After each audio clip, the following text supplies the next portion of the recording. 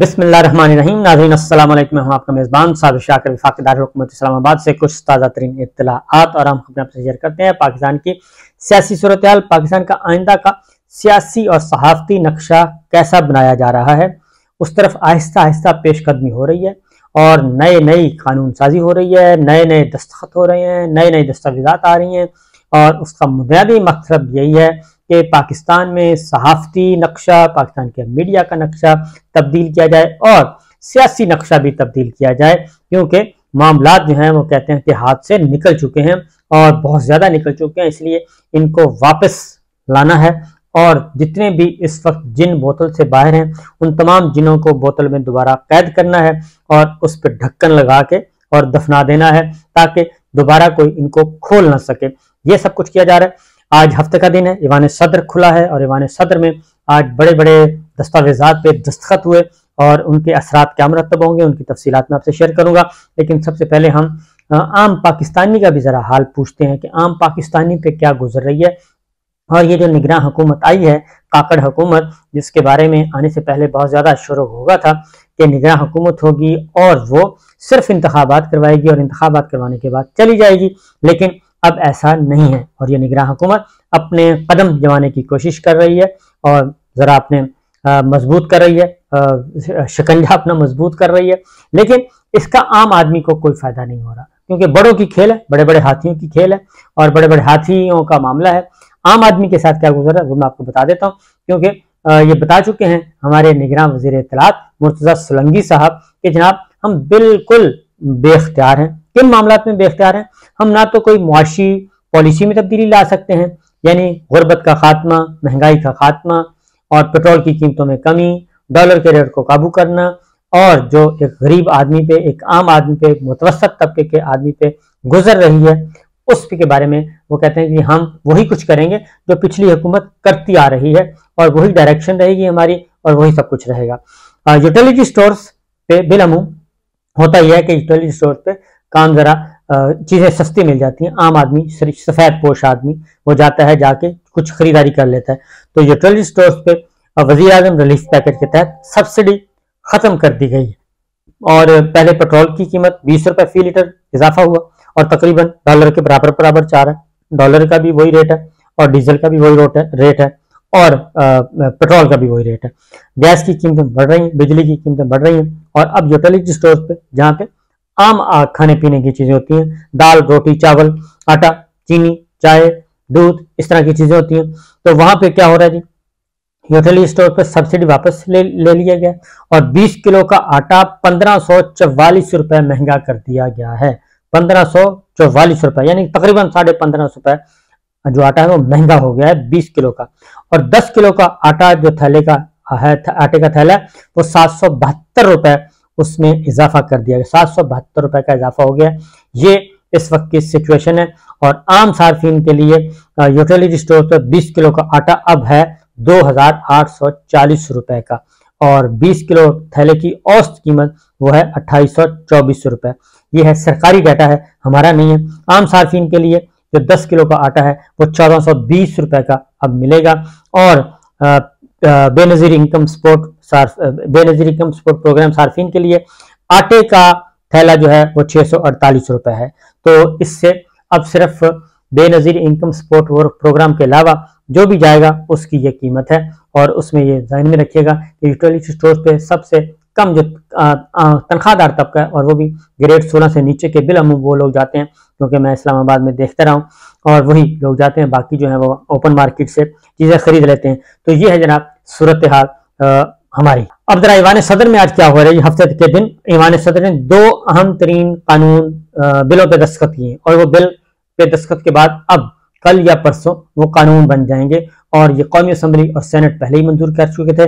उनमें से एक ऑफिशियल सीक्रेट एक्ट है जिस पे बहुत ज़्यादा तनकीद हुई थी और बहुत ज़्यादा लहदे हुई थी, लेकिन वो जो कानून है बिल आखिर वो मंजूर हो गया था। उसमें सिर्फ एक शिक निकाल दी गई थी और वो शिक मैं आपको बता देता हूँ, लेकिन बाकी जो मंजूर किया गया अब जो कानून की शक्ल इख्तियार कर चुका है वो है, ये कहलाएगा ऑफिशियल सीक्रेट एक्ट तरमीमी बिल 2023 और इस बिल के तहत कोई शख्स जो जानबूझकर अमन आमा का मसला पैदा करता है, रियासत के खिलाफ काम करता है, ममनुआ जगह पर हमला करता है या नुकसान पहुंचाता है जिसका मकसद बराह रास्त या बिल वास्ता दुश्मन को फायदा पहुंचाना है, वो जुर्म का मुर्तकब होगा। यानी कि बहुत ज्यादा वसी फील्ड कर दी गई है और ये 9 मई के बाद के हालात के मुताबिक ये काम किया गया। एक एक लफ्ज पे गौर कीजिएगा क्योंकि इसमें अब शायद ही कोई बच सके। और उसके बाद है जी, इलेक्ट्रॉनिक या जदीद आलात के साथ या उनके बगैर मुल्क के अंदर या बाहर से दस्तावेजात या मालूमात तक गैर मजाज रसाई हासिल करने वाला मुजरिम होगा। अब इसमें कौन आता है? इसमें जो नूरानी साहब ने, अहमद नूरानी ने जो स्टोरी की थी वो जनरल बाजवा और उनकी फैमिली के मुतालिक, जो जायदाद से मुतालिक जो FBI और बाद में फिर मुकदमा बाज भी और उनमें, तो अब उसको जहन में रखते हुए जरा सुनिए कि इलेक्ट्रॉनिक या जदीद आलात के साथ या इनके बगैर मुल्क के अंदर या बाहर से दस्तावेजात या मालूमात तक गैर मजाज रसाई हासिल करने वाला मुजरिम होगा। क्योंकि बाकी आप समझ जाएं, बगैर पायलट व्हीकल या आले की ममनुआ जगह तक रसाई, दाखिल होने, करीब जाने या आसपास होने का इर्तिकाब करने वाला मुजरिम होगा। यानी 9 मई के बाद आप देखते जाएं तो उसके तनाजुर में कानून साजी देखें तो आपको समझ आ जाएगी। हथियार आलात को ज़ाया करने, पाकिस्तान के मफाद के खिलाफ मालूमात दस्तावेजात का इंकशाफ करने वाला जुर्म का मुर्तकिब होगा। अब इसमें पाकिस्तान के मफाद कैसे कैसे हिट होंगे, अब उसकी ये एक बहुत बड़ा डिबेटेबल चीज है जी कि कौमी मफाद की अभी तक कोई तशरीह नहीं है। तो लिहाजा ये देखते जाएं कि इसमें दुश्मन या गैर मुल्की एजेंट के साथ राब्ते में रहने या मिलने वाला जिम्मेदार होगा।